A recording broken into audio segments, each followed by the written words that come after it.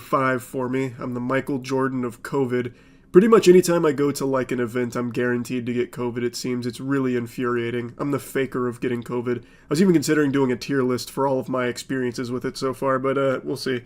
The only reason I mention that is because I'm going to sound congested here. My voice might also start cracking, but I don't really feel like editing all that much, so I'll probably just leave it in. Just know it's not a second puberty or anything. Anyway, I'm sure a lot of you have heard of this trend. Maybe? I don't know. I only just learned about it today, but it's been going on for about a month, where OnlyFans creators are putting AI Down syndrome filters on their content to try and drive more clicks to their OnlyFans. I took the audio out because of DMCA, but they're all exactly the same, where it's hypersexual, like my pussy doesn't have Down syndrome or whatever, and then ChatGPT captions to accompany it. There are so many accounts and so many examples to pull from. We'll get into some notorious ones in a minute.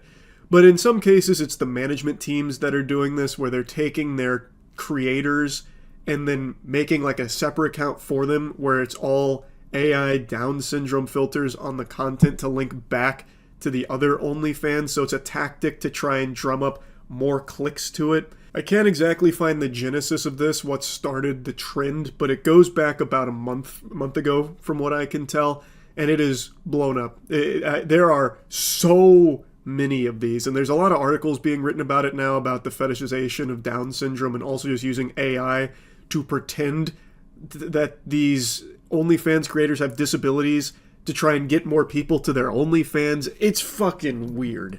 There are so many like this one here where it's not even close to being convincing. You can actually just see the filter fall off anytime she turns around. So like right there, you can see the filter snap back to her face. And every single one of these always has very similar captions that are clearly just AI generated, talking about like, the label doesn't define this and that. And then it goes into the most hyper-sexualized shit ever, like, just because I have Down syndrome doesn't mean I can't go down on your fucking nutsack and suck the piss out of your balls. I will literally suck the cum out like Shang Tsung extracting a soul. And then they all link to an OnlyFans. Now, on that OnlyFans, I don't know if they continue to keep up the ruse that they have a disability. Like, if they continue to just do, like, the AI filters and all of that. But there is a YouTuber who did pay for some of them. His name is Tuv. He did a whole investigation on this and a couple of other things that stem from it. According to him, in most cases of his research, they weren't showing their face, or they'd hide it behind like their phone when they took a picture or something like that. Now, another thing, a lot of these accounts have started to be aware of the fact that you can sometimes see the AI filter glitch when the video has them like turn around when dancing or whatever. So a lot of them are also now starting to only do front-facing stuff, because then the filter isn't prone to glitching as much, which makes it harder to tell if it's fake. So it seems like they're trying to perfect the art of faking disabilities using AI. Now, in some cases, there's been degenerate, loveless weirdos that should be launched into space that are taking people's videos and then putting the AI Down syndrome filter on them to try and make money off it without that person even knowing it was going on. I know in one case there was a TikToker who had her dance videos taken by one of these fucking lobotomites, and he just put the Down syndrome filter on it. She had no idea, didn't sign off on it at all, and was very appalled by it. So that does happen, but I do also think this is a new tactic being used by OnlyFans creators as well as management teams to try and get more clicks to OnlyFans through pretending to have disabilities and shit like that. Like, here's an example of one that I have no idea if the person in the video knows that this is going on, or if it's something they signed off on themselves.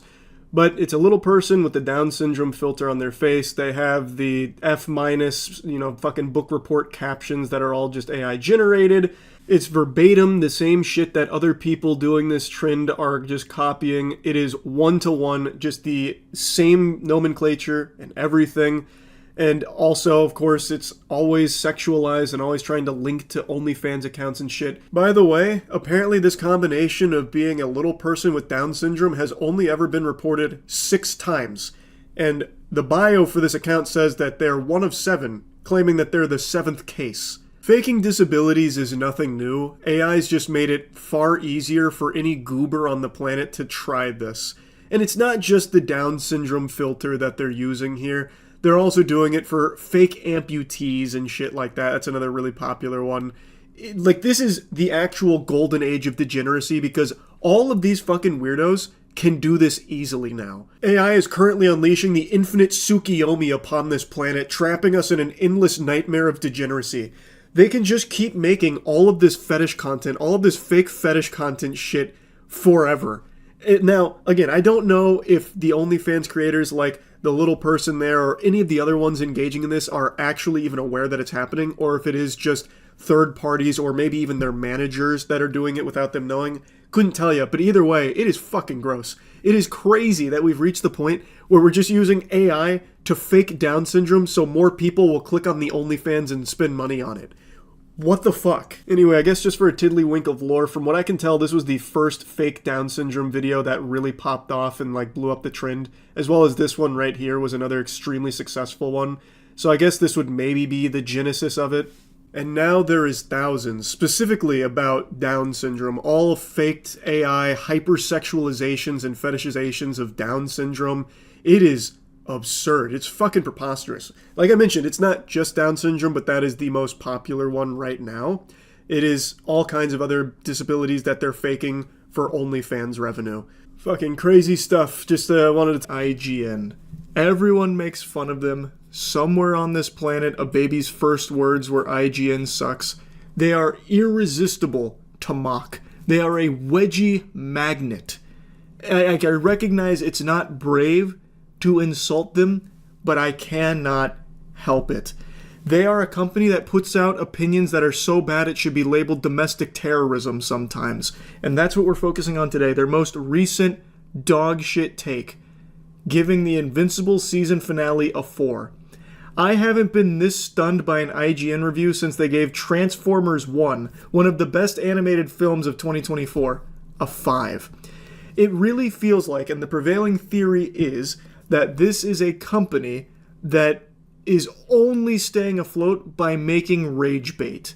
And I think there is merit to that claim. I think there really is a legitimate chance that there is an internal memo for the workers at IGN that they have to produce the most incendiary, terrible reviews in order just to get a couple of those quick clicks from people that want to leave an angry comment about it.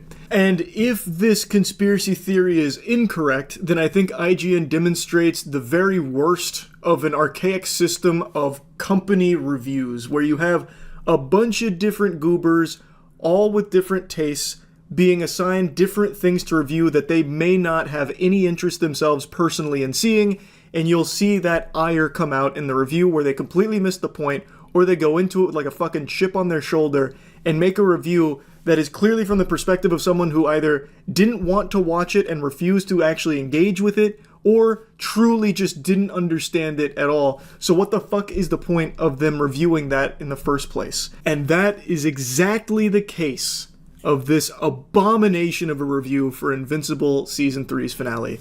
Now, I think there's things to not like about it. I thought it was amazing, but I do know that there are some things you could definitely point to and say, that wasn't super strong. But overall, I feel like there's no really good argument you can make that it's a 4. A 4 on the IGN scale means it's damn near unwatchable. Though admittedly, it seems like they're playing real odd hardball with some things where, like, they know their reputation is basically just Johnny Appleseed with 8s, where they're just throwing out 8s to literally anything that moves with a picture on the screen, and like any game that turns on. I feel like they have recognized that that's the reputation they have, so they've tried to swing the pendulum in the exact opposite direction. So now they're trying to be all like big, tough, puffing out their chest, smoking a cigarette, and giving out like 5s and 4s to things that are actually really good.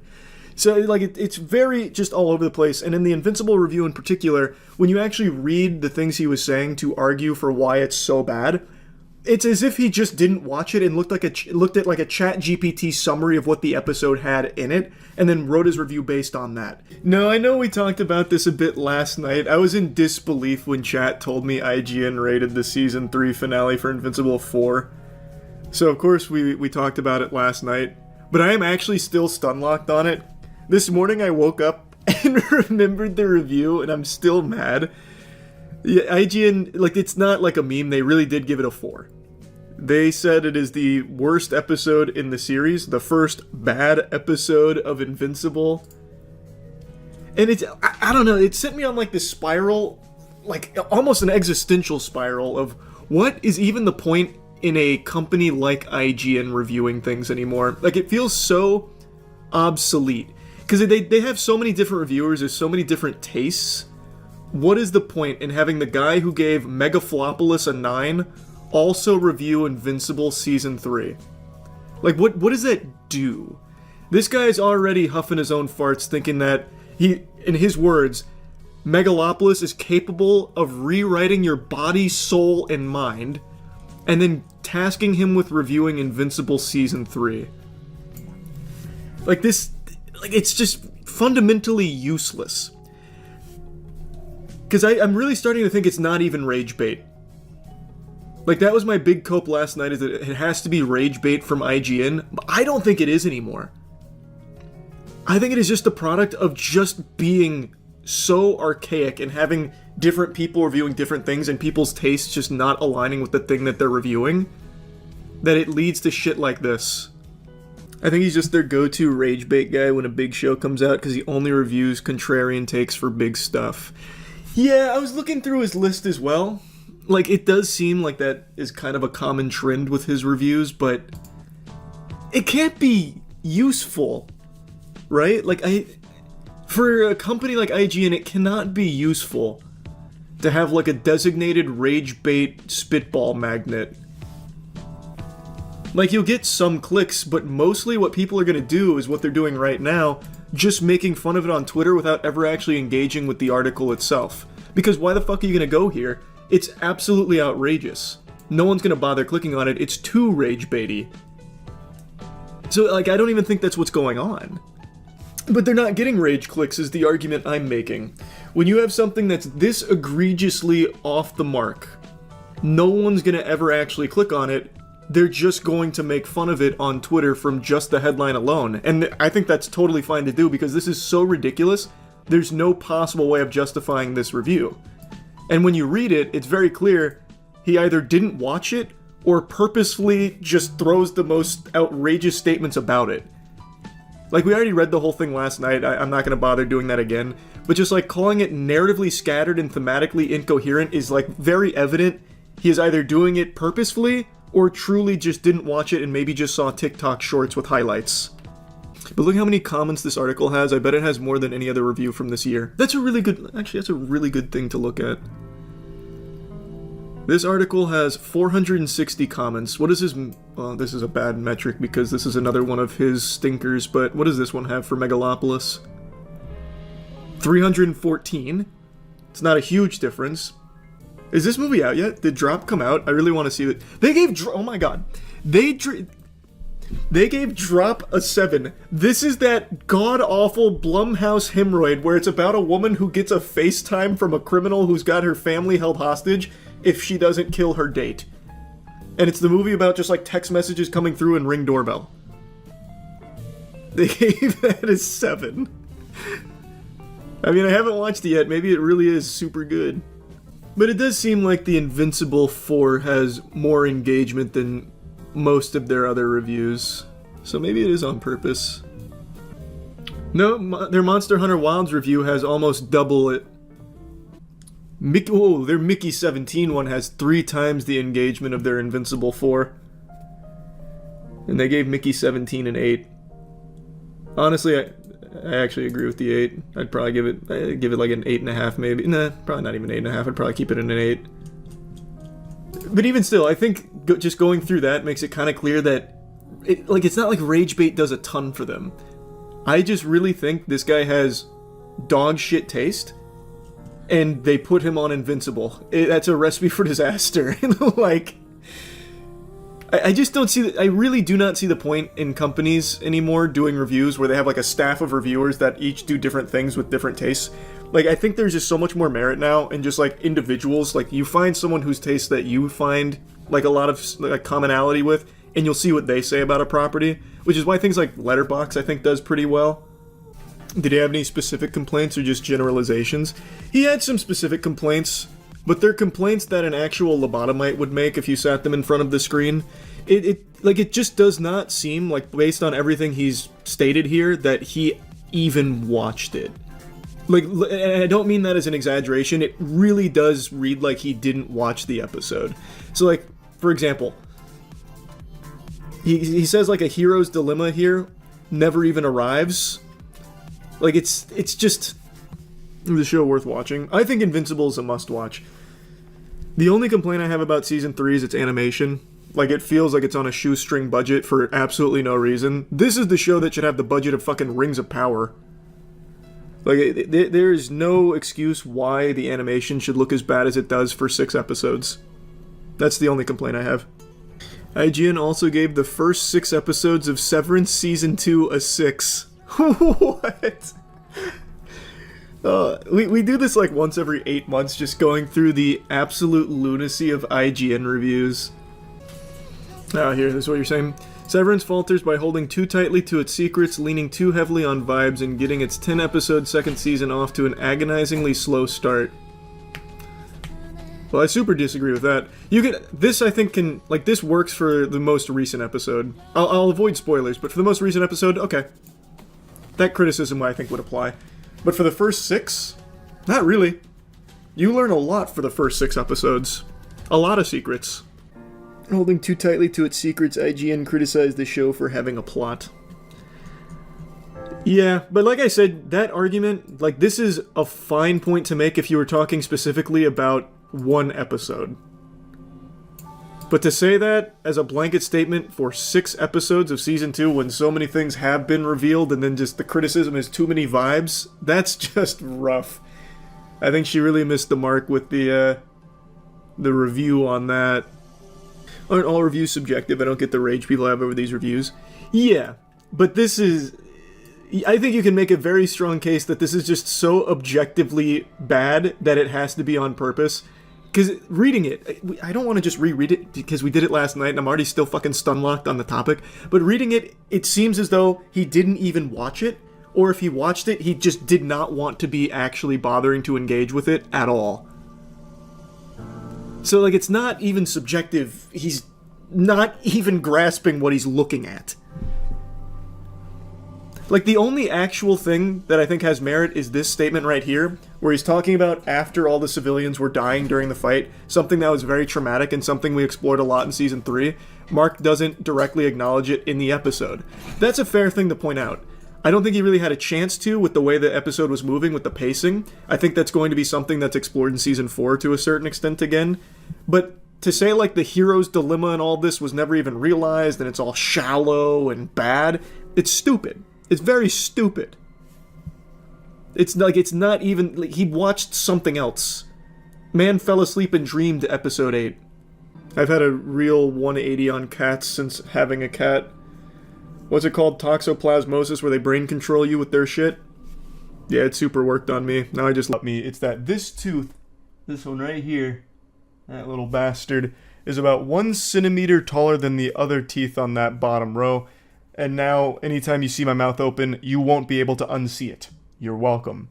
And the other thing you really need to know about me is that I cannot stand when people cause problems for customer service workers, in particular, fast food employees. I've made countless videos shitting on narcissists that are fishing for clout by exploiting fast food employees for views on TikTok or YouTube through pranks or just being a general nuisance, just a hemorrhoid on society. They're just normal people and they're getting paid minimum wage to deal with the most insufferable people on the planet. Just truly degenerate assholes, and my heart breaks for them. Fast food workers get abused more than a fleshlight. It sucks. And over the last week or so, there's been a new trend that has really blown up that once again just treats these human beings as if they're just NPCs, props for their TikTok and YouTube Shorts videos. It's filming your Chipotle order being made by the Chipotle worker. I'll get a bowl. Yeah, for to go. I'll get white rice with that. The idea is they're going to give you more food because they're on camera. And it spawned because people were starting to talk about Chipotle portion sizes being smaller than they used to be, which for the record I do believe. That is a conspiracy theory I'll put on the full tinfoil condom for, because I do think that's accurate no matter how much the CEO likes to dance around in delusion and pretend that that's not the facts of it. I do think it is true. I used to get a Chipotle burrito after every lift in college, and I had innumerable Chipotle burritos, and over the last 3 or 4 years I've been very vocal about the quality of the food going down, in my opinion, and definitely, like, when I get burritos now, it's significantly less than I remember it being back then. but I also think that's just kind of the industry norm because I think the same thing about many other fast food places as well. But anyway, someone on TikTok came up with a cure to this small portion disease, and it was to just film these workers doing their job and kind of give them a bit of a hard time and nudge them on camera to give them more food. And this started to really pop off because a lot of people noticed that, oh, when they're being filmed, they give you more food. So that's the cheat code. That's the life hack. Rice blank or pinto beans? We'll do pinto beans with that. Pinto beans, any protein for you? We'll do chicken, please. Chicken, any queso for you? We need some more chicken in that. More chicken? Finna fire on your ass. Put that chicken in there. All right, any queso for you? This one is by far the worst I've seen from this trend here. This guy went in there looking to start shit. He's immediately aggressive and confrontational. The guy hadn't even put the fucking spoon fully into the chicken bowl there before he said, no, no, no, need more chicken. He's there to stir a controversy for the sake of his video. And he is just shoving the camera down this guy's throat. If the worker had bent over, the camera guy here would have given him a full-blown fucking colonoscopy. He is right up in his business to just be this insufferable douchebag that's hassling him for the sake of this video that he's filming. Now, it's filmed from another angle, but I can't find that full video. I can only find this one through Twitter. We need some veggies. Get some green veggies. Yeah, a little bit more, little bit more. No problem. Little bit more. No problem. Straight up. Oh, they gonna have to hold me accountable. When he was asked pretty politely to just stop putting the camera in this guy's face, not even asked to stop filming, by the way, just asked to like, hey, maybe don't be up in this guy's nutsack with your camera, he immediately starts yelling about it. He's immediately throwing a fucking temper tantrum. Even though it was a super reasonable request, because look at how close he's getting to this guy. He is leaning over the counter to get as close as possible. It's like he's going in for a kiss, like he's trying to fucking make out with the guy here. Nothing else? That'll be all. And if you got problems, I'll fire your ass up. Hold me accountable. You're gonna have to hold me accountable. Sir, this is Chipotle's. Why are you yelling and screaming? Why are you hooting and hollering here? Goodness gracious, it's like a hostage situation here. The worker did everything you ask. Leave them alone. All they requested is that you take the camera out of that guy's mouth. They didn't even ask that you stop filming, even though they should have. They should have walked over and slapped that fucking phone right out of your hands, douchebag. That's what should have happened. But it didn't. You still got to have your TikTok video, and you're still huffing and puffing about it. It's incomprehensible to me. Even when people who did this trend weren't harassing the worker making their food, I still don't like it. I think it is still dog shit. You're just being a nuisance to just average everyday people just going about their lives. They're getting paid minimum wage to make your food, and you're making it a huge headache for them by putting them on camera when I know for a fact they don't want to be. The reason you're getting more food shouldn't be some kind of mystery. The reason is because no one wants to deal with being shamed online. It's not like these people are just drones, AI that are cut off from the rest of the world. These people have access to the internet, same as you. They know what this trend is. And they know if they give you anything less than fucking colossal proportions that could feed a family of 8, then they're going to get insulted in your TikTok video. So obviously they play along with it. Like, it shouldn't be surprising that you do get more food when you film the workers here and put this big spotlight on them. Because now you've turned it into a huge song and dance, and they want to do everything possible to avoid a negative situation with their life here that you have now thrust upon them for your own, TikTok or YouTube short. I think it sucks. I think it is sucked from the very beginning. I don't like that the portion sizes at Chipotle have shrunk, obviously. But what I would never do is blame the workers for it. They're not making the corporate decisions for the portion sizing or anything like that. And if you do get less than you want, you can politely ask if you can have like another scoop or something. Like, that's just normal socialization 101. You don't have to resort to the nuclear option here. And that ain't no issue. Anybody in here can get it. Straight up. You can call the police. I ain't break no law. Wait, what? Whoa, why you lying like police? This guy's fuming so hard that he immediately gave himself amnesia and forgot that he just threatened the entire restaurant. She said, all right, I'm gonna call the police because you're threatening people. He's like, you're fucking lying! Who did that? Where? When did that happen? You're telling a fib. That's a tall tale. And I don't appreciate it, Buster. Even though literally 5 seconds ago, he just threatened the entire restaurant for some reason. He's just having a full-blown voice-cracking conniption here in front of the entire Chipotle for this trend. And I still don't even know what there is to be mad about. He got big portions on his bowl. Mission accomplished. And he successfully made everyone in that restaurant's day a little bit worse. Yippee. Wahoo. That's great. So yeah, overall, I think that this filming Chipotle workers trend is garbage. I think it is just trash. I could bring up countless other examples because it's become such a viral hit here, but they're all so annoying. They're not nearly as bad as this one. This one is by far the worst I have seen so far. The only ones that I somewhat appreciate are the ones where the Chipotle worker gives them significantly less food because they're filming. I fuck with that. I think that's great. That should be the gold standard going forward here. You come in and you start filming the workers, well, I hope you enjoy 5 tiddlywinks of rice and 1 little glob of chicken. And that's it. Put a smile on your face and get the fuck out. But anyway, yeah. Don't like the trend. Hopefully the trend is over soon. Get more wedgies than the men that they're trying to scam. They get made fun of almost as much as bronies used to back in the day. And right now there's a new clown that everyone is taking turns shooting spitballs at, and I had never heard of this alpha male before, which is extremely rare, like Halley's Comet. Because when it comes to alpha males, I treat it like I'm Professor Oak. I'm obsessed with it. I'm studying them. I'm going out there into the field researching them. Yet somehow this gold mine slipped under my radar. Here are 3 weird signs that no one thinks you're attractive. Number 1, you have to wait in line wherever you go. People tend to let attractive people skip lines. No, they don't. Not even in your wildest dreams is that a normal occurrence. Very few souls on God's green earth are going to let someone cut them in line just because they're attractive. Like maybe there's a couple isolated cases where some virgin goober who used like an Ask Reddit thread looking for advice on how to break the ice with a girl might let her like cut in front of him at a coffee shop or something in the hopes that maybe it'll spark a conversation, he'll get her number and they'll get married. But that's not normal. Attractive people don't just get to part the seas like Moses anytime they walk into a Chipotle.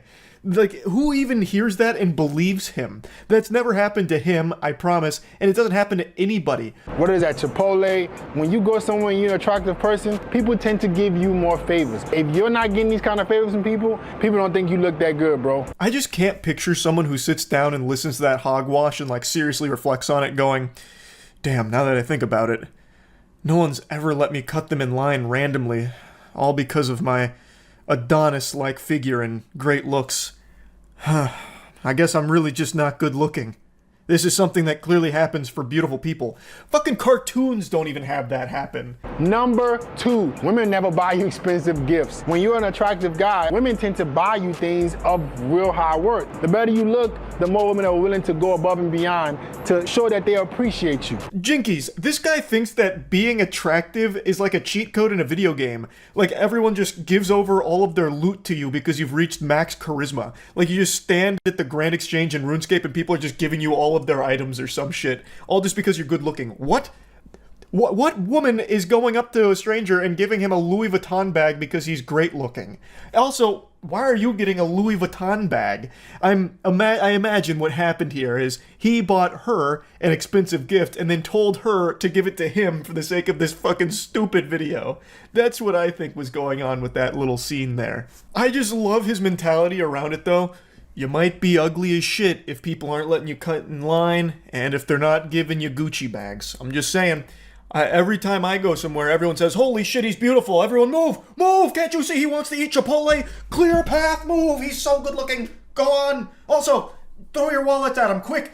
He deserves more items. We have to shower him with gifts to show him how much we appreciate his good looks and he's gracing us with his presence. And number 3, no one ever tells you bless you. When you sneeze, as an unattractive person, nobody notices you exist. The more attractive you are, everybody's telling you bless you. Why? Because they think you look good. When you don't look good, no one trying to bless you. This technique is so advanced, I'm shitting my pants. I swear to God, I thought this was satire. I thought this was all a joke, and I thought it was kind of a banger skit, like a parody, but it's not. This is actually, he actually believes these things. This isn't a joke he's making. These are real videos, and this is his real whole personality. It's crazy. He truly believes that people saying bless you in public is an indication that you're good looking, and if someone doesn't say bless you, or if people don't say bless you after you sneeze, you must be ugly. Does he have a brain of like a 6-year-old? What? Just imagine that. Achoo! Get the fuck out of here. This ugly guy sneezed. He sneezed. Hey, that sneeze came from an ugly guy. No one say bless you. This guy looks like shit. He's got a stupid face. Fuck you. Boo! Boo! You're ugly.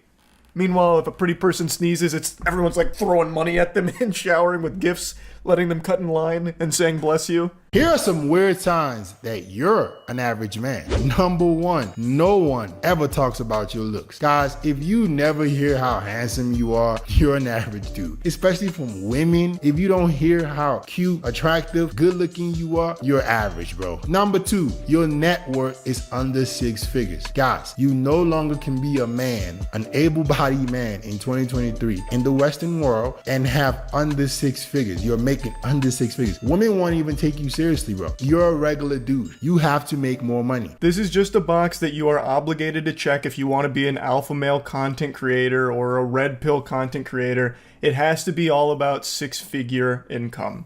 That is a necessity. You will not make it in the space unless you are financially shaming the people that are watching you. I don't know why the audience loves to be humiliated by the person they're watching about their finances. It's some real cuck energy shit, but it is a requirement. So he's putting in the work there, letting people know like, hey, no. You gotta have 6 figures or else you're just an average cringe beta. And also, if women aren't telling you you're handsome, you're average. Mom tells me I'm handsome all the time, so I don't need to worry about that. And number 3, you don't have abs. Every single man should be between 10 to 12% body fat. Being in great shape shouldn't be a choice for you. If you don't have abs, bro, you're pretty average. It's like listening to a teenage girl describe what she thinks a man should be after watching Twilight. It's so embarrassing. Anyway, though, he speaks about being average as if it's the worst thing in the world, like this unforgivable sin. And that's just a sign of the times where everyone thinks that you need to be like the special snowflake. Everyone's gotta be like the most unique Sigma grinder, or else what's the point? I just find that to be so pathetic. He is an average guy. This is not a guy who's going in the street turning heads. Very few people are. And there's nothing wrong with that. Don't let him convince you otherwise. People aren't letting him cut in line. There's probably plenty of times people don't say bless you when he sneezes in public. And I promise you, sodden panties aren't dropping when he mentions his net worth to women. He even posts some videos of him out in the field talking to women, and they are damn near unwatchable. He has the same amount of riz as someone on Discord does in a Valorant server. It's rough. Like, I've got to show you this one. Where are you heading to now? I was actually gonna go to the mall. Okay. Yeah. You seem like a cool person. Yeah. Well, we should hang out. I have a boyfriend. Okay. No worries. Thank you. You guys to rate my body 1 through 10. I guess about a 10. And you? 8. What do you think I need to work on to make it a 10? It ain't nothing you can work on. You just short. Yikes. Oof. That comment about being short hits me right here. 5'6" gang. I feel you, brother. That's rough. But the first one is about like how to handle rejection. In his credit where credit's due, in his defense, at least he wasn't like a lot of the other alpha male weirdos that just keep pushing and pushing and pushing and don't take no for an answer. At least after like the painful 60 seconds he spends of just absolutely hammering this poor woman with tons and tons of questions, he at least just bows out respectfully like, oh, okay, no worries. After just wasting a minute of her time just asking nonsense questions for the sake of his video. I spared you a lot of that misery. I couldn't help but leave in that last little tidbit where he dropped the actual iconic line of, "You seem like a cool person." That is verbatim what every trash pickup artist ever has said on camera. And it has never ever worked ever. And never ever will. It was pretty bad. Anyway though, he's not playing a character and these aren't satirical. His whole life and his whole career revolves around his physique and his looks. He's a narcissist. When he jerks off, he's probably not even coming from whatever video he's watching or whatever he's stimulating himself with. He's probably coming to the fact that he gets the honor of touching his own penis. Like, this guy, everything he says and does is all about his own interpretation of his beauty. And he tries to impart that onto his audience and tries to give them advice to guide them down his path of what he believes it is to be a beautiful man. And it's very odd. It's so weird. I actually went to his channel, and he was streaming at the time. And he has a lot of content where he just has men call him, and he'll rate them and try and improve their looks. So he tries to turn these dudes into better looking men in his eyes. Like, well, I wouldn't fuck you like that. So here's what I would do to help you get to a fuckable point. And I actually tuned in for quite a while. There were a couple of moments where he offered like legitimately good advice in between kind of like shitting on a couple of people, but he did sometimes offer like advice to people that were seeming a bit lost on things, which was cool to see, but then it was sandwiched in between just making fun of the person and offering dog shit advice. I do think there is real value in sometimes having someone come in and just be blunt about things that you might want like a second opinion on, like, hey, I'm not exactly sure if this hairstyle's working, what do you think? And just having someone be kind of honest about it. I wish someone would have done that for me in high school when I shaved the sides of my head but kept the top long so it was a fucking reverse rat tail. I looked like some kind of crazy villain out of the X-Men. But I'm not convinced he's the fucking oracle people should be going to get answers to all their questions or get advice from. It's a real mixed bag, and it seems like most of the time people just end up being the butt of the joke for him and his chat, as opposed to trying to actually offer legitimately good advice. But the point is, his whole identity online is revolving around being a narcissist and trying to be like the alpha male presenting to other men to try and like give them advice and put them on the path of alpha, which is so cringe. This is how you sit like a fucking man. You don't sit with your legs spread open. You don't sit with your legs crossed. You don't sit hunched over. You sit up straight. Legs are shoulder width apart. Back is relaxed. Shoulder blades are relaxed. You don't sit like you're scared. You don't sit scratching your head. Little things like this, guys, affect how people treat you. If you're at a meeting or you're on a date with a girl and you like this or you like this, she's gonna be like, who is this little girl? Sit like a man, comfortable. You're gonna look like one. Sitting tutorials? Really, brother? You know what a man doesn't do? Teach other men how to sit. Try and preach about how a man should sit. What the fuck? No, you don't sit like this. You don't sit like this. You don't sit like this. You don't sit like this. You sit like this. And you sit like this. And you sit like this. And then you sit like this. And then maybe you sit like this. With a little bit of honking. And then women are gonna love you. And then they're gonna let you cut in line. And if you sneeze, everyone's saying bless you, I swear to God. And it's all because of how you sit. It is possible to make your junk bigger, bro. You just don't know how. There have literally been clinical studies that prove that using traction devices, lengthening devices can improve your size over time. The problem that men have is you don't know which routine or what to do to actually make it work. What I'm gonna say is improving your size is possible, but it takes a lot of time and you need to do it the safe way. I've been improving my size for over the last year and a half. I've helped other guys do the same thing. You can see their results as well. Please don't tell me you are giving men advice on how to make their cock bigger in Discord messages. That is so fucking weird. What? Oh, God. So I told you Jelking is back. Like, Jelking has made a huge resurgence. So he has a couple videos about making your penis bigger, like enhancing wee-wee size. And so he has like a couple of shorts about it. Brother, what? And he's talking about how he's been working on his size too, which is a huge self-report on that. That's telling me that you got a small wiener and you're coping with it a little bit. Like, man, why? This is not alpha anymore. It never really was in the first place, but Jesus.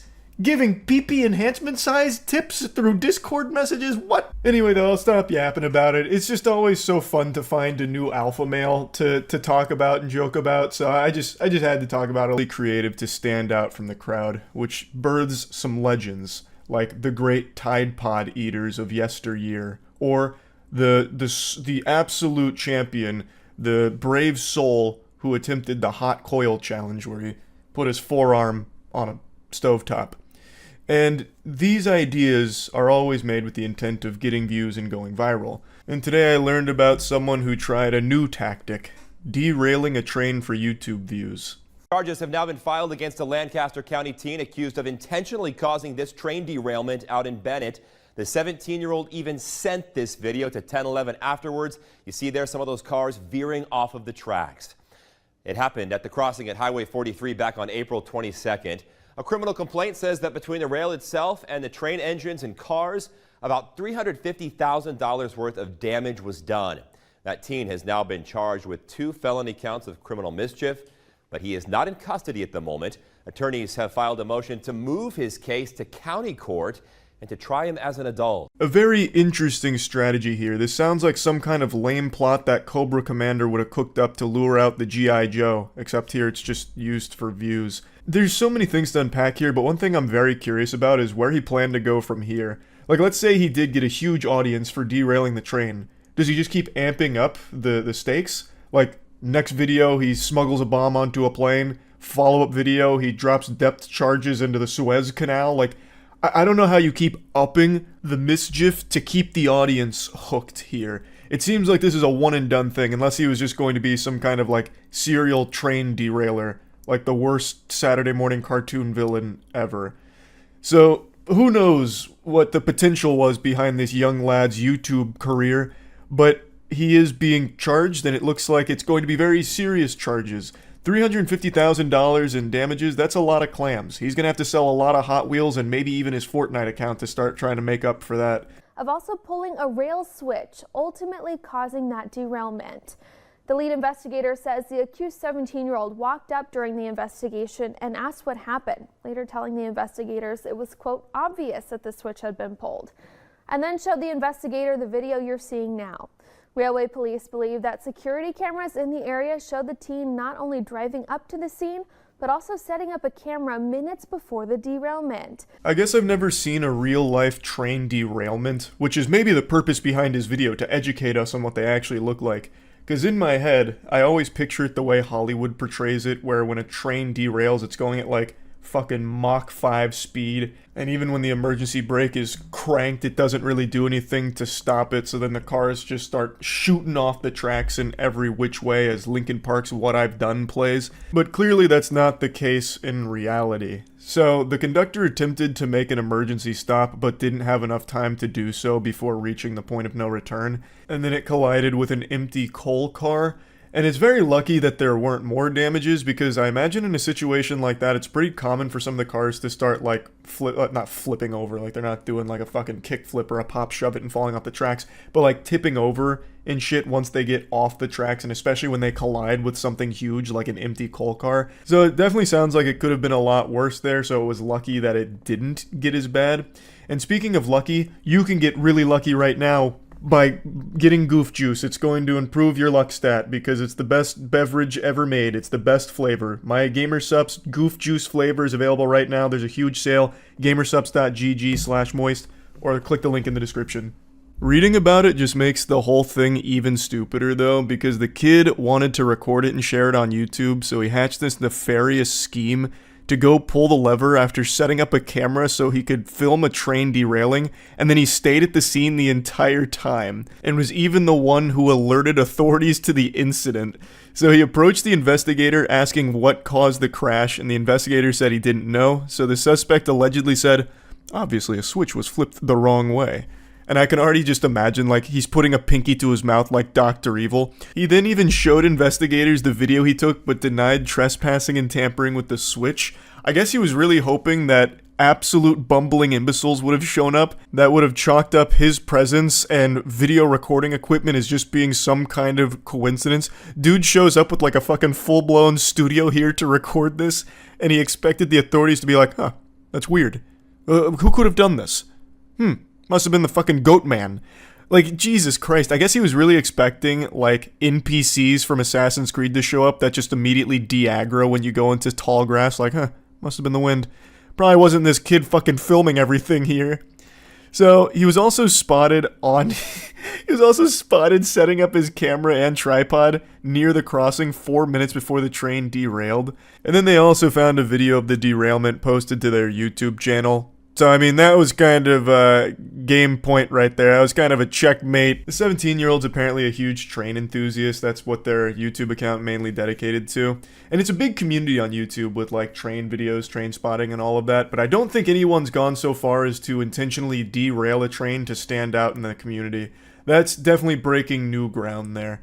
I am shocked, though, how easy it was for him to do that. Like, I just always imagined there'd be, like, actual security parameters in place to prevent just any old fucking Joe Schmo from walking up and just cranking a lever to change a train track. But I guess in this case, there was a padlock that was supposed to be there that wasn't there. Or perhaps this rabbit hole goes deeper. I'm going to put on the tinfoil hat here and blast your ass with a conspiracy theory. What if he wasn't working alone? What if there was an entire network here that set up this train derailment? What if it was the deep state using this 17-year-old to derail the train and cause havoc? Perhaps they were banking on even more damages with cars flipping over, maybe spilling some hazardous waste or something. So someone on the inside at the trail company, Jesus Christ, at the train company, they took the padlock away. They had a secret agent go in there, remove the padlock, and then the 17-year-old showed up and had free access to that lever and then to film it. And this is just the fall guy that we're looking at here. Food for thought. Something worth stewing on a bit. Now only time will tell as the investigation continues what the truth of the matter was, but most likely it was just someone fishing for YouTube views through a really degenerate viral video idea. Now, there is something I want to mention about trains. I may have never seen a train derail, but I have seen a train stop. That may not be some jaw-dropping feat or an achievement. I'm sure millions of other people have seen stopped trains before, but mine comes with a story. So there was a train track that ran right outside of my university when I was in college, and one night when going to a bar, the train had broken down, and it was stopped on that train track, and everyone at the bar would go and like climb on it and take pictures on it, and I wanted to be part of the crowd, so I did the same. And I took a picture in front of the train with my arms crossed. I'm pretty sure I pulled this up on stream at one point, but I used this as one of my Tinder profile pics for quite a long time. And it is perhaps one of the most revolting pictures you will ever find. It's so fucking stupid, it's so blurry, it looks like a picture of Sasquatch, and it is such a bad photo of me. It's when I still had like the mutton chops for a little while. God bless, what a fucking awful idea that was. But I looked like Wolverine if he got scurvy. So I was standing there in front of the train, arms crossed and like semi on my tippy toes, so I looked a little bigger in front of the train. And I unironically used that as my Tinder profile pic for quite a while. And I just had to share that here. I'm pretty sure I brought up that picture on stream, but I don't know if I ever told the full story to it. So seeing a train derail isn't really the same as seeing a train stopped and taking a picture in front of it, but both instances do involve a train. So, felt the need to share. Talked about the NPC TikTok live streaming trend, and it is completely out of control now. It's spreading faster than the bubonic plague, and it's significantly worse for your health. It is tragic that this is the state of entertainment now. I don't blame any of the streamers hopping on this trend because it's an infinite money cheat code right now. This is a non-stop avalanche that's only gathering more and more steam, but instead of it being an avalanche with snow, it's an avalanche with doubloons. This is legitimately free money because people, for some reason, are just throwing all of their allowance, all the schmeckles from their pockets at every single TikTok streamer that's doing this NPC trend. I'm confident all of you have heard and seen this trend by now, but just in case, I'll introduce you to the patient zero that started this NPC streaming outbreak. Grab, fire, fire, meow, hee-haw, yes, you got me feeling like a cowgirl, let me write it, huh? Aw, thank you, Fruity, I love you. Balloon. That was good, coconut. Hee-haw, yes, you got me feeling like a cowgirl, let me grab. This is Pinky Doll, and with the rate at which she's growing from this trend, she'll end up being more well-known than the Bible at this point. She has exploded from this. 50,000 viewers during her most recent NPC stream, and apparently, according to reports, eyewitness accounts, she went for 5 hours of doing that nonstop. Can never fault the work ethic there. That is some fucking iron will. That is a certified top 10 anime never give up moment right there. 5 hours of just repeating the same emotes forever, literally just spamming taunts in a fighting game for 5 hours like this. That's not easy. That's beyond mind-rotting. But that's where the money's at right now. She has blasted a new market wide open here with weirdos that want to watch NPC streams forever. So it's really smart from her to capitalize off this, especially considering I imagine it won't last for too much longer. This is absolutely one of those lightning in a bottle situations. I would be shocked. And I've been wrong before. It's rare, but I have been wrong. Like the time I thought I got bit by a bat watching Jurassic World in theaters, and it turned out I had just fallen asleep and had a nightmare. Point is, I have been wrong. And I don't think I'm wrong here. I believe this trend will probably fizzle out and die like a sad little wet fart within about another week or two. 2 at most. I just really don't envision a world where kids will continue to keep coming back to these because it's the same thing every single time. Though, I'm going to go ahead and argue with myself here. On the flip side of that coin, kids do just endlessly loop Finger Family videos and Elsa making out with Spider-Man shit and you know, Crazy Shark or whatever his name is. Left Shark, I think is what it is. Baby Shark. Christ. Like, they do subject themselves to the exact same things on repeat forever, so maybe this will have legs for quite some time. I'm not really sure, but regardless, it's smart from Pinky Doll to keep striking while the iron is hot, because she is making a fat stack of cash from all of this here. And again, she's not alone. This has become the biggest trend right now. Either people hopping on ironically and then still doing it for like hours and then doing it multiple streams, or just people fully shamelessly copying and doing exactly what she does. If you go on TikTok and just scroll through live streams, pretty much all of them are this. There's been a bunch of videos posted of it, so I'll just show you clips from a couple of them that keep floating around, and people that just scroll through TikTok lives, and it's literally every single one of them doing NPC streams. Guys, thank you all for the likes. I appreciate it. The roses. Roses. Roses. Roses. The clip goes on for a lot longer, but I want to quickly interrupt before getting back to it. That roses to roses true combo there was actually fucking wild. That wasn't planned or anything from the person who posted this, I don't think, because they were just scrolling, I believe. So that just happened naturally. Like, that's how formulaic the NPC streams are. They're pretty much the same thing, just repeated forever. And they all generate a lot of attention from the audience, like thousands upon thousands of viewers for pretty much every creator that's hopping on board, as well as a ton of money, because again, the trend is NPCs acting out their emojis that people are donating. So they're getting donated roses, so it's smelling the roses. Roses! Roses! Roses! Oh, roses! Roses! Roses! Like, across the board forever. It's always the exact same shit for everyone doing it, and it's highly successful for them. And the audiences, for some reason, find it very entertaining and satisfying, which is concerning. It's the perfect illustration of just how bad for the human attention span TikTok is. Like, this is some fucking embarrassing shit for the future generations here. Because this content, the NPC streams, is basically just resetting the human brain to default factory settings. It's making you devolve to baby brain. Watching this is like watching parents play peekaboo with their baby. Peekaboo? Peekaboo? And then the audience is like,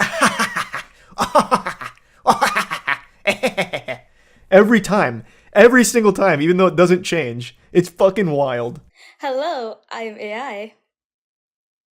Rebooting. System rebooting. Thank you for your... GG. Thank you for the share. Life. Queen Slang. Hi, Zaza.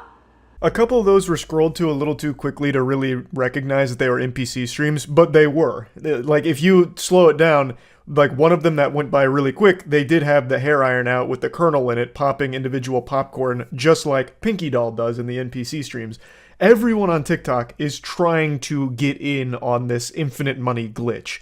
And the content itself is legitimately just perpetual stimulation, jingling keys, making as much noise as possible, as often as possible.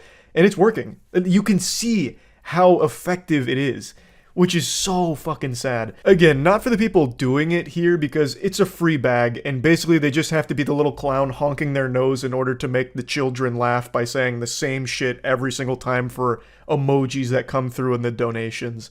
I don't really get it. I'm not a fucking psychologist here, but if I was to spitball a guess, maybe this is like an audience of people that didn't get a lot of attention growing up, like their parents didn't play peekaboo with them, or Here Comes the Airplane with their vegetables, and seeing someone do something similar is kind of filling that missing piece in their soul, and that's why they keep coming back every single NPC stream and watching and donating to all of them.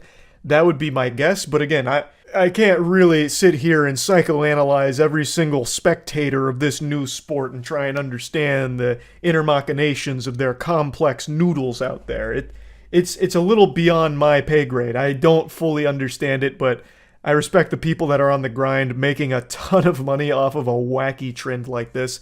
I've also heard a lot of other people refer to this as an NPC fetish, which again could be true, maybe, I suppose. That there's maybe some merit to that claim, but I'm also not a fetish scientist, so I'm pretty in the dark on that one too. But regardless, one thing that's inarguable, it's extremely successful, and it's not showing any signs of slowing down. In fact, it's only growing in popularity. But again, I do think that its days are numbered. I don't think it's going to last that much longer, so anyone that's on the NPC trend, you gotta stick this shit out for as long as possible. Fucking grip it as hard as you can in order to just continue to squeeze it for a little extra juice. Also, I mentioned that it's not easy to do this because it's not. Like, it's super simple, but it's not easy. It's many hours of just repeating yourself forever. But what I am surprised I haven't seen more of, and maybe it's just because I don't watch the NPC streams, I only see what gets posted online for the frequency of it. What I'm surprised that more people aren't doing is just recording maybe like 15 minutes of you going through all of these emotes like, thank you, fire, gang gang, gang gang, gang gang, all of that. Do that for maybe 10 minutes, and then just loop the video on a TikTok live stream. TikTok live streams are filled with fucking scams already. It's a fucking cesspool of scams. And one of the scams that people do is fake live streams where they just loop a video like that. I'm surprised people haven't been doing that for this trend, especially considering how easy it would be to do that. Like, I don't think anyone's going to be sitting there and recognizing like, oh, they didn't react to the roses. Oh my god, they didn't react to the dumbbell. Wait a minute, this is fake. And even if they did, what are they going to do about it? TikTok doesn't shut that shit down. They haven't shut down any of the scam streams, so I'm just surprised that that hasn't become more prevalent with this trend, but maybe it's just because I haven't been paying that much attention to the actual streams. Maybe this is super common and most people are faking it. That's very possible, I'm not sure. But yeah, I just wanted to talk about this a little bit because it is completely fucking out of control with how big this is becoming on, where if something flops, be it movie, game, or show, the immediate response from those behind the production is to get mad at the audience and blame them for it, saying that either they were too stupid to appreciate it, or they weren't real fans willing to support it, or they just told a story that was too hot to handle and people weren't ready for it. Thus, once again, we didn't fail. Our product's not bad. You guys are just turbo idiots that prevented us from the success that we deserved. And I'm just getting so tired of reading this. Every time something flops, this seems to be the go-to dialogue tree on the NPC quest line here. And it's just really, really starting to grind my ass. It just happened with The Witcher because Season 3 was a disaster. Full disclosure, I haven't watched Season 3. I just couldn't even pretend to be interested, so I haven't bothered with Season 3. But there was recently a statement made that the reason Season 3 hasn't done well is because they had to simplify everything because American audiences are too dumb, basically. And something very similar just happened with Marvel's Secret Invasion like a week ago, where the finale aired and pretty much everyone said, oh brother, this stinks. They were just saying, boo, boo, and throwing tomatoes. It wasn't well received. Most people hated it on a show that already didn't have many eyes on it to begin with, so it was just kind of a catastrophe, and the director behind it came out and once again just kind of blamed the audience and started pointing his finger, even having the gall to say that it's not his job to fulfill any expectations, and he doesn't read any of the reviews, so he doesn't really care if people didn't like it, which I guess is fine. It's not exactly like the, puffed out chest alpha male thing that he thinks it is. It just kind of reads like, you definitely did see the negative reviews and you're in defense mode. No one's forcing you to read any criticism of your show if you don't want to see what the fans are saying about it. No one's gonna peel open your eyes and sit you down strapped to a chair to watch all of the reviews come in. So it's fine if you don't read them, but why then just say that it's not your job to fulfill expectations and you don't care? I think you're pretending that you don't care. I think you definitely do, and if you don't, you should to some extent, at the very least. You know, I don't expect any director to come forward and be like totally honest, like, hey guys, look, this shit sucks. I really blew it, huh? Yikes. Yucko. This was no good, huh? Like, I don't expect that. You should still have pride in your work, but you can at least take some level of responsibility and be like, hey guys, look, there was a story I really wanted to tell here, and I see that it's not resonating with a lot of the audience, and I'm sorry if I let some fans down with this, but this is my vision for the project, and this is where I wanted to take it. I think that's far more respectful than saying, like, you guys are all dumb, and I didn't listen to you, don't care. Like, I'm just really tired of seeing this attitude where the director or the team behind a production gets mad at the audience for not liking it, or not going out there to support it if it didn't capture their interest beforehand. This isn't just, you know, The Witcher and Marvel Secret Invasion. This has been happening quite a bit.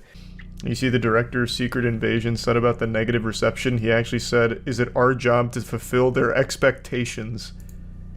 No, I didn't see that. I'll look it up real quick, but directors are just getting really bold with how they handle bad reception.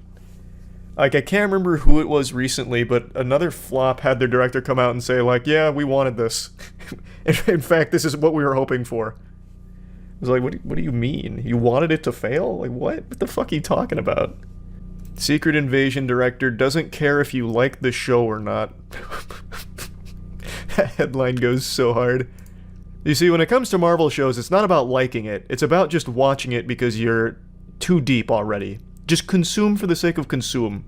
You don't need to like it. Despite the resoundingly negative response to the scroll-based series, Marvel Secret Invasion director Ali Salim has admitted that he does not feel bad about the show's poor reception, particularly as he believes the devoted, even rabid nature of the franchise's fanbase does not lend itself to productive discussion around its various entries. So because they're devoted, they can't have a real discussion around it? I think there's merit to saying that a fan base can be way too brainwashed and hive mind for a real discussion to take place. But that's not even what this is about. It's just like people, like everybody, unanimously did not like the finale.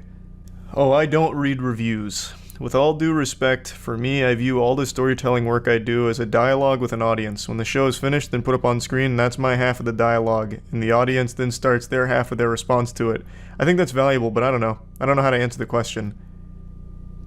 What the fuck? This is like a direct contradiction. So if you don't read the reviews, then you're not even listening to their part of their response of the dialogue. So you give half the dialogue and then plug your ears to their half? What the fuck are you talking about, man? How is that productive discussion? That's like the exact opposite of a conversation at that point. All you want to do is give your half and walk away. And then, I guess, get upset. I don't feel bad about mixed reviews. If you had unanimously good reviews, every movie would gross $10 trillion, right? Projects resonate with different people at different times for different reasons, and Marvel has a very devoted, even rabid fan base who have expectations. When their expectations aren't fulfilled, they move in the other direction. They give it a thumbs down. I don't know. Is it our job to fulfill their expectations, or to tell the story that we're telling? So it's a tricky thing. I would love if everyone loved it, but I also don't have that expectation of myself, so I feel great about the response to it.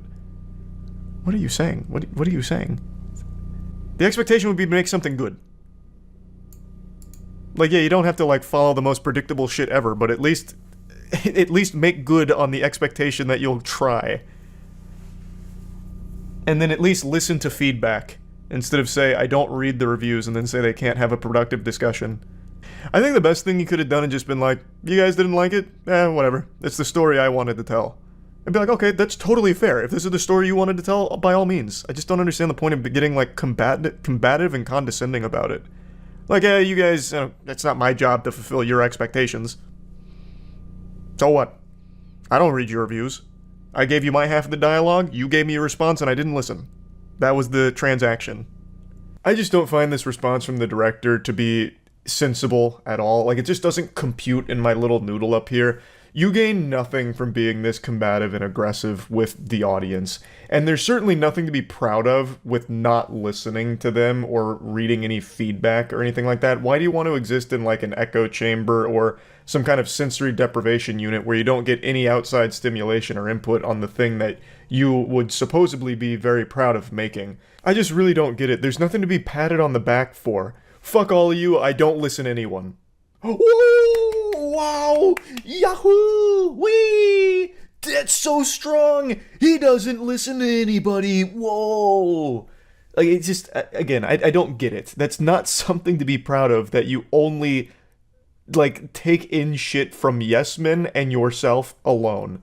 But anyway, I won't linger on this for too much longer. Let's talk about The Witcher now, because like I said, a very similar situation just happened. A producer on The Witcher came forward and explained why the plot was simplified, and their explanation is once again just kind of the blame game. So they said, a series is made for a huge mass of viewers with different experiences from different parts of the world, and a large part of them are Americans. In fact, he said they are necessary. When referring to plot simplifications, that was the whole thing. He's trying to give insight on why the narrative of The Witcher is significantly more watered down and less complex than it is in the books.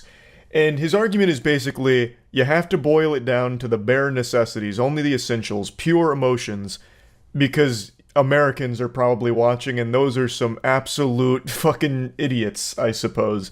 He mainly points to things like TikTok and short-form content as kind of deteriorating the attention span of viewers, so he needs to make it more simple for them and more digestible, baby the audience, because the Americans are so used to just jumping from video to video. And to a certain extent, I understand what he's saying. I do agree that the attention span of the average person has deteriorated to a level I don't think the Lord could have ever predicted. We have the shortest attention span ever right now, shorter than it's ever been because of things like TikTok and YouTube Shorts and stuff like that, I imagine. But I completely disagree that this means you need to dumb everything down. In fact, I think most of the evidence points to the contrary, that the more complex you make something, the more successful it can become. The best example I can think of is Game of Thrones, because this actually did both. It had very complex narrative, very complex characters, and then it dumbed itself down, and the dumb part, seasons 8 and 7, were horribly received. So bad, in fact, that it ruined the entire legacy of the show. Seasons 1 through 6, where it focused on a complex story, world, and characters, people loved and cherished, and it was the biggest show at the time, and still one of the biggest shows ever made, because of that foundation it built. But in seasons 7 and 8, the entire team got hit by the orb of confusion and just went, fuck it. We'll make everything super dumb and super simple so we can wash our hands with this and move on. And the rest is history. Everybody hated it. Point is, I disagree that you have to boil everything down to appeal to the dummies in the world, and that's like the only way for success. I think the opposite is true. The more nuanced and complex you make a show, the better chance it has of succeeding, because I think that's what the majority of people want to watch. They're not here looking for someone to just collide action figures together and make loud noises. I don't think those are the most popular productions. So to me, this feels like cope from the Witcher producer here, like saying that you find it painful to have to simplify the plot and that showrunners have to make these decisions and accept them because the higher level of nuance and complexity will have a smaller range and it won't reach people, is just wrong. Like, I don't think you're correct in that assumption there. I think most of the evidence points to the contrary, that the more nuanced and more complex you make a show, the more successful and more appreciated it is. Some of the best shows of all time and most successful shows of all time are the ones that are complex and nuanced with really interesting, deep characters and a narrative that is very intriguing and complex. So I don't understand exactly why he thought that this was a necessary and painful decision that they had to make for the success of the show, when clearly it didn't work and wasn't working anyway. Like, you could have still just stuck with the complex narrative of the book, and I think you would have stood a much better chance. I don't understand why we've reached this point where all of it's everyone else's fault. You ultimately were the ones that made the decision to say, let's simplify this and make it silly. That's on you. You made a gamble that people would prefer something really simple. Good guy, good. Bad guy, bad. Nothing else? Okay, I clap now. You made that decision expecting that possible response, and you didn't get it. It's not anyone else's fault but your own. I don't know why you're putting the blame on Americans and their attention span not being conducive to a significant narrative full of nuance and complexity. It's just a matter of just taking responsibility, just be like, hey guys, look, honestly, we thought by simplifying this we'd reach a broader audience, and it didn't work. It seems like we simplified it too much, and it didn't convey the artistic vision that we were hoping for. Like, I just don't think you need to then say things like, it's those damn Americans and their lack of ability to comprehend complexity, which is why we were forced to make the painful decision, the necessary evil, to dumb everything down.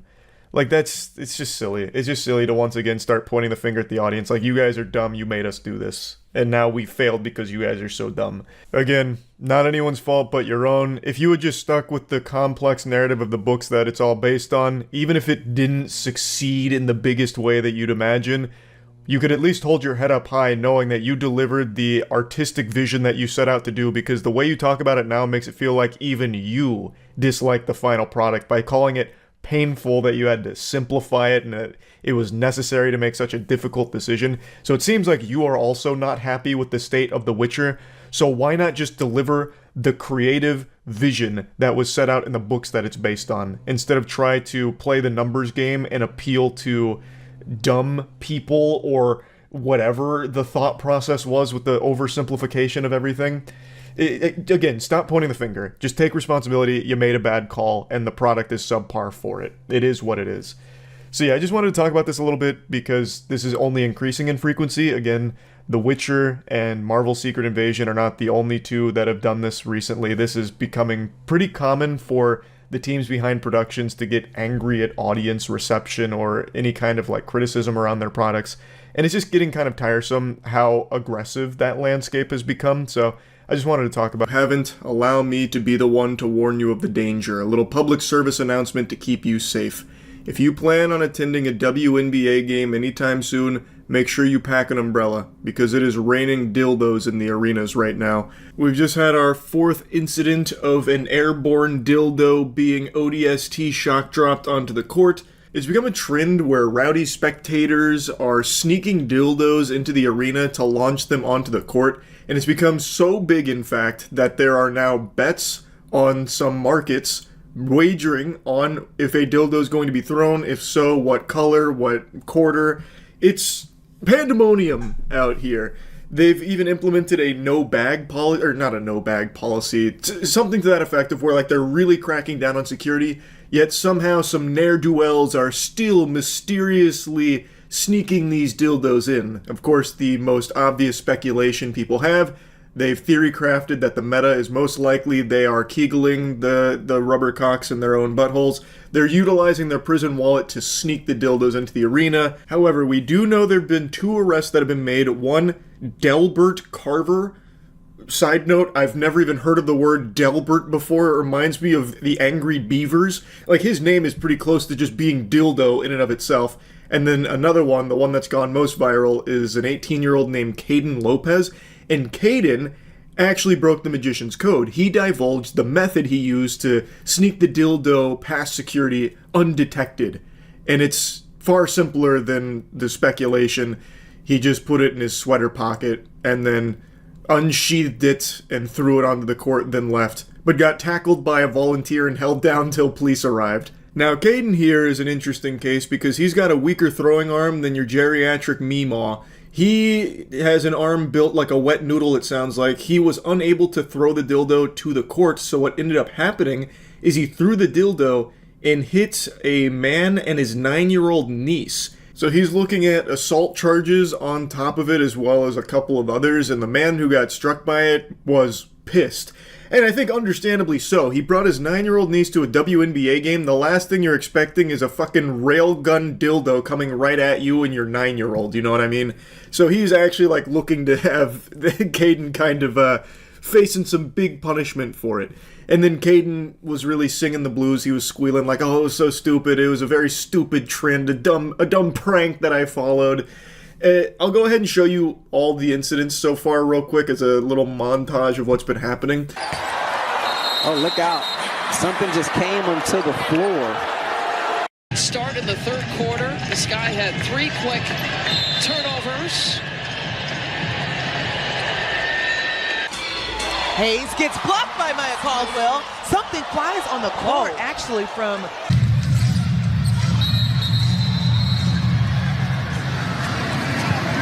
Got a whistle away from the basketball.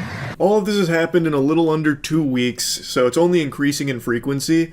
And now a group has come forward to claim responsibility for all of it, and it is the lamest faction on Earth, like the most embarrassing group of people this planet has to offer. Crypto bro meme coin rug pull orchestrators. They have now stepped forward, this meme coin. Apparently one of these goobers said, "This is empowering to every fucking crypto community to start thinking outside the box, get creative and fucking do something that makes people actually laugh. Meme coins should make you laugh." The whole mission with this was focus on making an impact in crypto culture. It's another blatant rug pull. I looked at the coin here. I'm not convinced that they're actually behind it. I think maybe one person associated with them maybe did it at some point, but this really seems like just the classic big trend, let's make a pump and dump meme coin around it to make a couple quick bucks off of the dumbest people on the fucking planet. Again, if you put money into a meme coin, you 100% deserve to lose it. I shed no tears for that. So anyone that loses money on this crypto rug pull, that's inevitable. That's your prerogative. I'm not your fucking dad. You lose all your money doing it, that's fine. Just reading them talk about this shit is just so shameful. I feel like I've wandered into the anime club while they're LARPing. Like, look at the way he talks about the community members here like they're some kind of martyrs and heroes, like on the front lines putting their lives on the line. Listen to this, he literally says that. There are community members out there putting their fucking lives on the line, so the least you can do is retweet. Then begging people for crumbs of attention to their shitcoin so they can rug you. Oh my god. Now, I don't know if they're actually behind it. Maybe a member did throw one of the dildos, but I don't think everyone that's throwing dildos is associated with this coin trying to like pump it up or anything. I think they're just really trying to strike while the iron is hot. We have seen this exact same play millions of times with crypto, where something gets popular and then thousands of meme coins spawn from it, hoping that people will just mindlessly dump money into it to try and make a bag off it, but then inevitably it rugs. And they did confirm that Delbert Carver at the very least was not a member of the community, so again, not everyone that's throwing a dildo here is associated with the meme coin plans. It is crazy just how big this has become, where now all of a sudden with all these moving parts it ties back to a fucking crypto shitcoin scam. And yeah, I just thought this was a pretty crazy story I wanted to touch on briefly. It's that TikTok is actually a weapon used to weed out stupid people. Because this story is not the first of its kind. This is not an isolated incident where a TikTok trend or challenge leads to a lot of fatalities.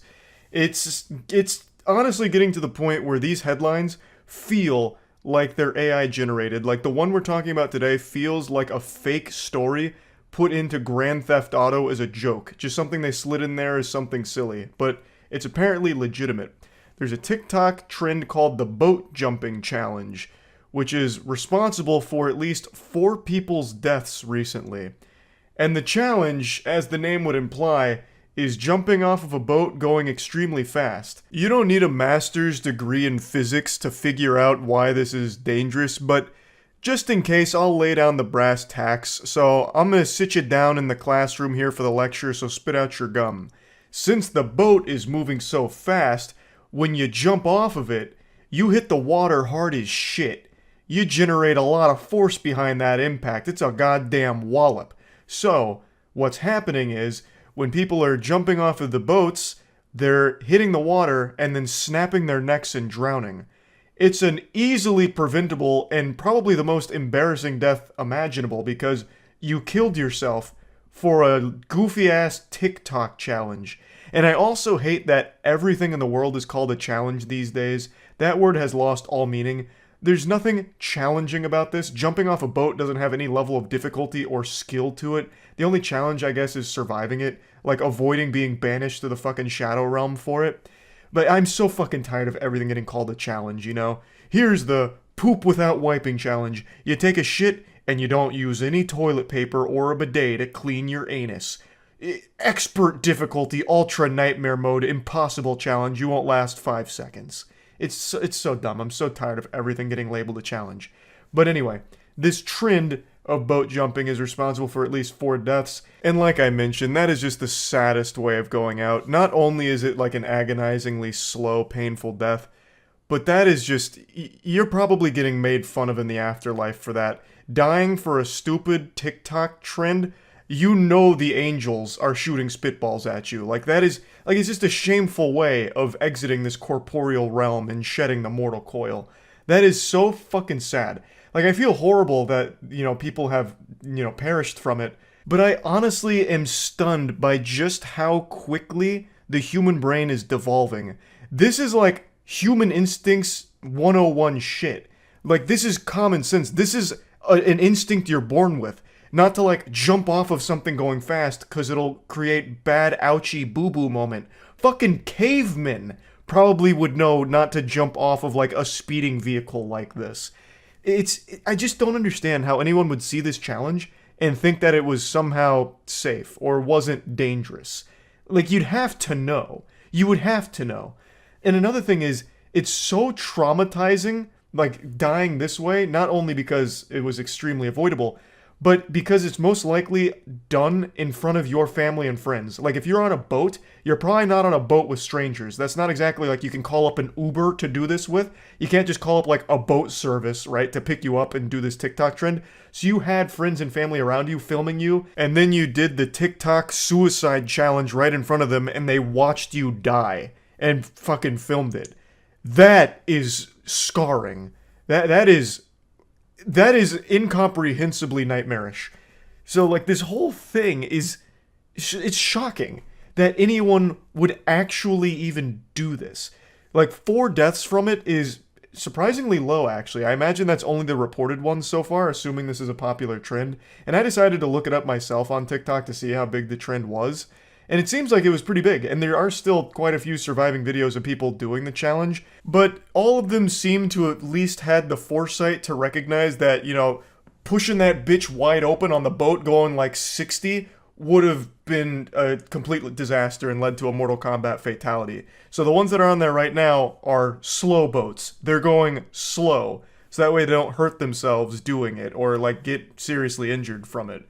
Whereas most people, I guess, didn't recognize that and amplified the danger, fucking Evel Knievel, and actually just warp-drived their boat and jumped off, which led to these 4 deaths in Alabama.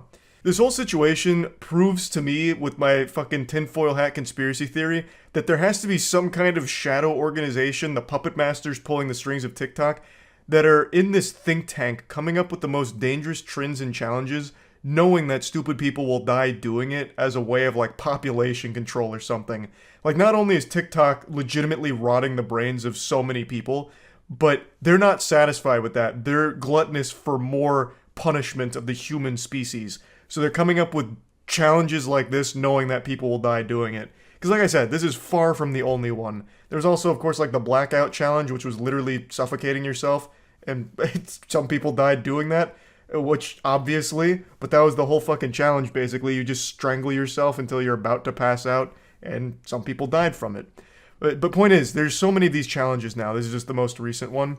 And what's even crazier is I think back to the Tide Pod challenge, how everyone all at once recognized the stupidity and the danger of it, and yet that didn't have nearly as many deaths or injuries as any TikTok trend that comes out. Like, every big TikTok trend has, like, at least a handful of deaths associated with it at this point. And even extending further beyond Tide Pod Challenge, many people forget this one, but it's one I look back on with a big fucking smile on my face that someone even tried it. There was something called the Hot Coil Challenge, which was only ever done by one person. It was a dude who just turned his fucking stovetop on and then put his bare forearm on it and let it incinerate his flesh. So he just slams his arm onto the stovetop and lets that motherfucker simmer. He is in there just letting it cook. So he holds it there for a little bit, obviously just melting the flesh off, fucking cremating his forearm, and called it the Hot Coil Challenge. And that would have been less detrimental to human health than fucking TikTok trends like the boat jumping challenge. There would have been less deaths in the Hot Coil Challenge than there are in things like the boat jumping challenge and blackout challenge and all of that. That's so crazy. Now, this isn't exactly related to the boat jumping challenge, but I want to illustrate just how dangerous water speed is. There is a record for the fastest water speed ever achieved, and it was set back in the 70s. And you'd think upon hearing that, like, oh, we've advanced well beyond that with technology. How have we not been able to beat a record from the 70s when it comes to water speed? And that's because it's considered the most hazardous thing to ever engage in. It's the most dangerous record to ever try and break. There's a whole Wikipedia page dedicated to it. Of the last 13 attempts to break the water speed world record, there have been 7 deaths. And the 2 most recent attempts both ended in catastrophe and death. It is a record that most people don't really want to challenge because it is so fucking dangerous. I feel like a lot of people just don't recognize how dangerous water can be, which is a silly thing to say, because I feel like most people should be able to, but we're living in clown times right now where people are just, they're not thinking anymore. They see internet engagement and all rational thought goes right out the window. So it's fucking dangerous. Obviously, this boat jumping challenge was going to lead to serious injury and death. And yet, people were blinded in the pursuit of clout. A story as old as time now. Well, not really. A story as old as 3 or 4 years now, with how desperate people are for clout, that they are actually killing themselves for it. So yeah, I just kind of wanted to talk about intro. Every time I start talking about this, I can't help but tear up, and if I'm being honest with you, the first couple times I'm just bawling my eyes out, and I don't really like you guys to see me like that. It's super emotional, and you know, the wambulance and all that. I think the only time you've ever seen me cry in a video is when I finally got my Trump phone. But outside of that, I'd rather you not look at me ugly cry on camera. And this is a topic that's really hard to get through without the waterworks coming on. There it is. I had to cut again. It keeps happening. Maybe it's better if I show you instead of trying and talk through it, so that way you can understand why it's such an emotionally charged subject today that we're dealing with. And I want to preface this isn't for the faint of heart. This is one of those things where if you don't want your day ruined with misery and sadness, well, maybe this just isn't the one you should be watching right now. I can't play the audio because it's copyrighted popular music, but maybe just the silence is enough to show you just how impactful something like this is, and how awful it is to be attacking a young entrepreneur like this. And you think it's bad enough that it happened once, this rambunctious lefty Democrat coming out of nowhere to sock her right in the jaw, blowing up her eyeball on the right side, forcing her to ice it down. But even that wasn't enough to quell her spirit, and she continues to make these patriotic necklaces for nothing but the love of the game. And it keeps happening to her. This one is a deadly clobbering. I think she had brass knuckles on there. Just actually mollywopped her. Look at the damage done. But still, she perseveres to make these beautiful Alibaba necklaces. And you'd think surely after 2 separate instances of the drive-by lariat, these Democrats would have enough of assaulting this woman and punching her lights out. But no. Their bloodthirst it's insatiable. Even at the pumpkin patch, the smackdown continues. There's nothing sacred. There's nowhere safe. Wait a minute, though. Did she put the ice on the wrong eye? What in tarnation? We saw her get cowabunga walloped on the left side of her face. You can even see it bruised and bloodied, looking like she got hit by a fucking freight train. But she's icing the right side. Why? Something's fishy here. Jumping Jehoshaphat, and then when we see her in the forge here, hard at work in the lab, the black eye is on the right eye, and the left side is just completely fine. Okay, dropping the sarcasm. This is a popular marketing trend now on TikTok and Facebook.